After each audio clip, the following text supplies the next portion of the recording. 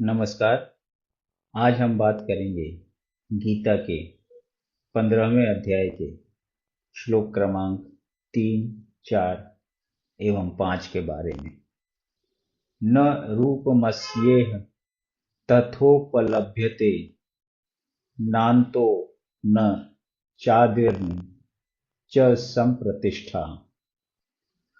अश्वत्थमेनं सुविरूढ़मूल मसंगशस्त्रेण दृढ़ेन छित्त्वा ततः पदं तत्परिमार्गितव्यं यस्मिन् गता न निवर्तन्ति भूयः तमेव चाद्यं पुरुषं प्रपद्ये यतः प्रवृत्तिः प्रसृता पुराणी।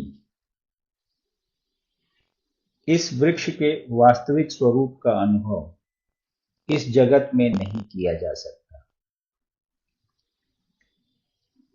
कोई भी नहीं समझ सकता कि इसका आदि कहाँ है, अंत कहाँ है या इसका आधार कहाँ है। लेकिन मनुष्य को चाहिए कि इस दृढ़ मूल वाले वृक्ष को विरक्ति के शस्त्र से काट गिराए। तत्पश्चात उसे ऐसे स्थान की खोज करनी चाहिए जहां जाकर लौटना ना पड़े और जहां उस भगवान की शरण ग्रहण कर ली जाए, जिससे अनादिकाल से प्रत्येक वस्तु का सूत्रपात तथा विस्तार होता आया है। तात्पर्य, अब यह स्पष्ट कह दिया गया है कि इस अश्वत्थ वृक्ष के वास्तविक स्वरूप को इस भौतिक जगत में नहीं समझा जा सकता, चूंकि इसकी जड़ें ऊपर की ओर हैं। अतः वास्तविक वृक्ष का विस्तार विरुद्ध दिशा में होता है।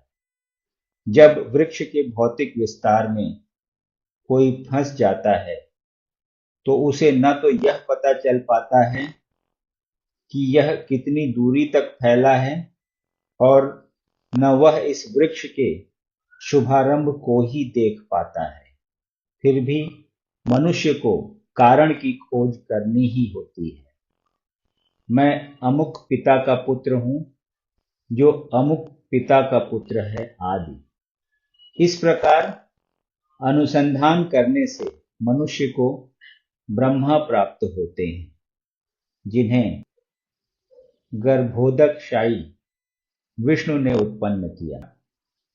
इस प्रकार अंततः भगवान तक पहुंचा जा सकता है, जहां सारी गवेषणा का अंत हो जाता है।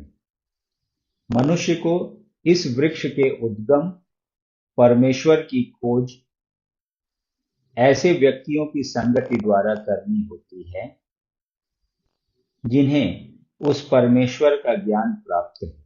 इस प्रकार ज्ञान से मनुष्य धीरे धीरे वास्तविकता के इस छद्म प्रतिबिंब से विलग हो जाता है और संबंध विच्छेद होने पर वह वास्तव में मूल वृक्ष में स्थित हो जाता है। इस प्रसंग में असंग शब्द अत्यंत महत्वपूर्ण है, क्योंकि विषय भोग की आसक्ति तथा भौतिक प्रकृति पर प्रभुता अत्यंत प्रबल होती है। अतएव प्रामाणिक शास्त्रों पर आधारित आत्मज्ञान की विवेचना द्वारा विरक्ति सीखनी चाहिए और ज्ञानी पुरुषों से श्रवण करना चाहिए। भक्तों की संगति में रहकर ऐसी विवेचना से भगवान की प्राप्ति होती है। तब सर्वप्रथम जो करणीय है वह है भगवान की शरण ग्रहण करना। यहाँ पर उस स्थान का वर्णन किया गया है जहां जाकर मनुष्य इस छद्म प्रतिबिंबित वृक्ष में कभी वापस नहीं लौटता।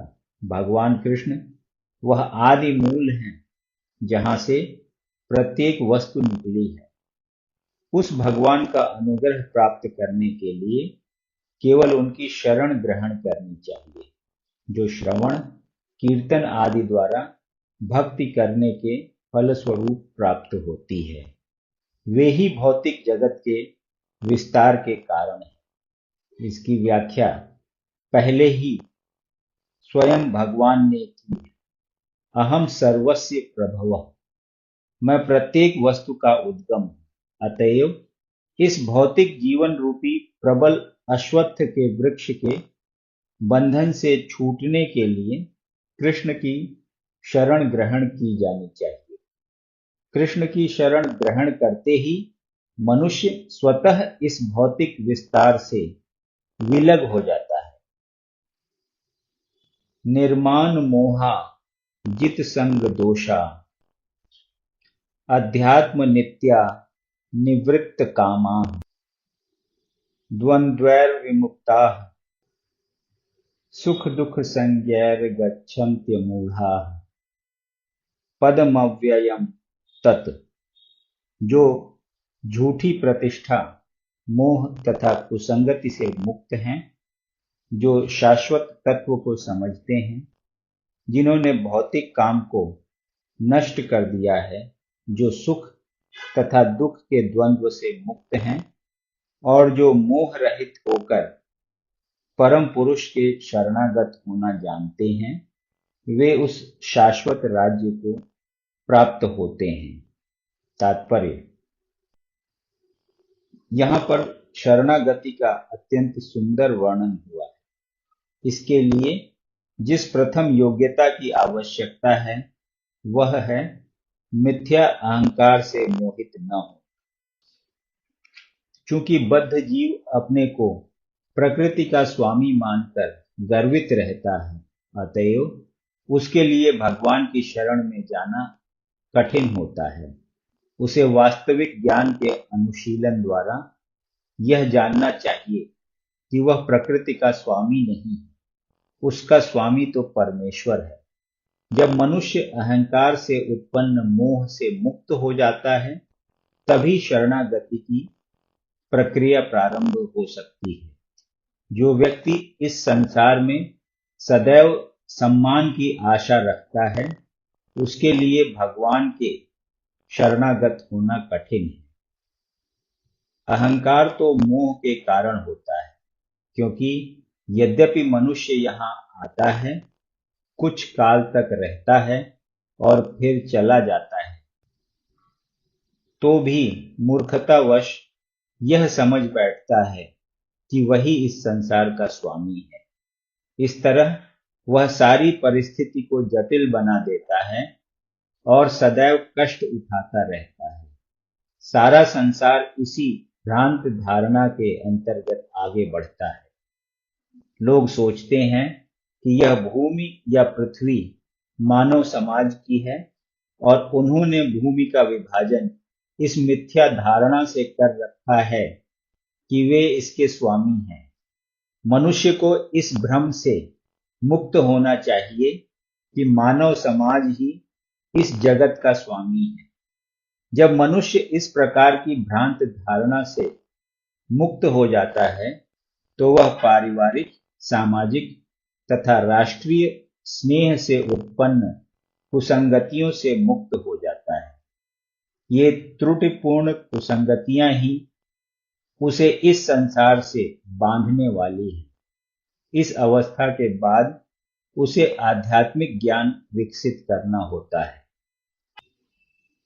उसे ऐसे ज्ञान का अनुशीलन करना होता है कि वास्तव में उसका क्या है और क्या नहीं है। और जब उसे वस्तुओं का सही सही ज्ञान हो जाता है, तो वह सुख दुख, हर्ष विषाद जैसे द्वंद्वों से मुक्त हो जाता है। वह ज्ञान से परिपूर्ण हो जाता है और तब भगवान का शरणागत बनना संभव हो पाता है। यदि आपको ये वीडियो पसंद आया तो इसे लाइक करें और ऐसे ही अन्य वीडियोज़ को सुनने के लिए इस चैनल को सब्सक्राइब करें। धन्यवाद।